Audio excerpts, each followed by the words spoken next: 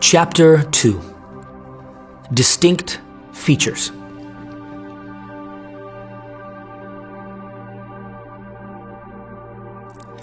In our last chapter, we discussed Israel's unique positioning.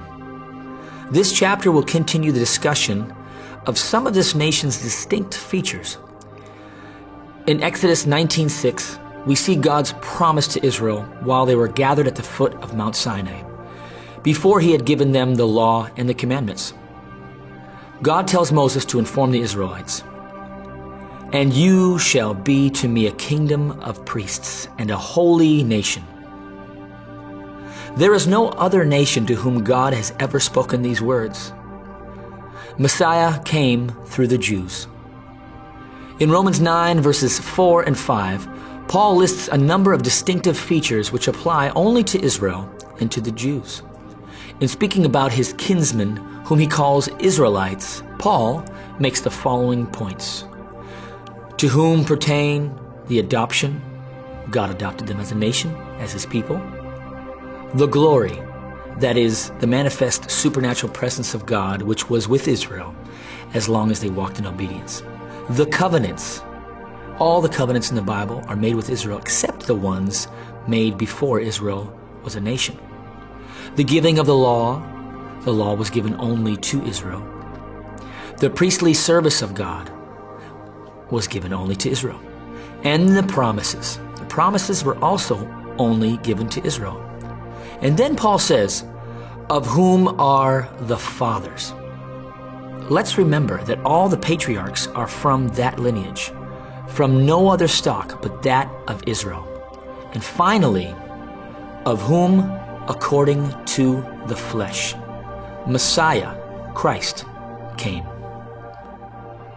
This last point is the most distinctive of all the features. It was through the Jewish people, through Israel, that Jesus Christ, the Messiah, came to the world. His coming was not through any other people than the Jews. Salvation is of the Jews.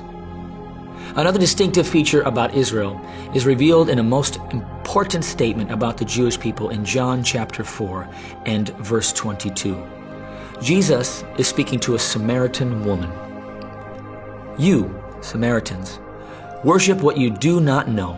We know what we worship, for salvation is of the Jews. This last statement consists of just 5 words. Salvation is of the Jews. But they are 5 breathtaking words. Where did salvation come from? From the Jews. This is the startling reality. No Jews, no salvation.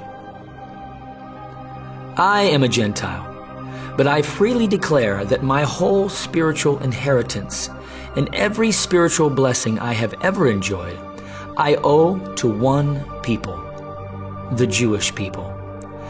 As I have said, without them there are no patriarchs, no prophets, no apostles, no Bible, and no Savior.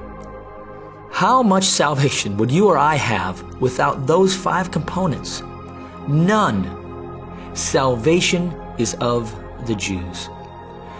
We had better remember that truth and conduct ourselves accordingly.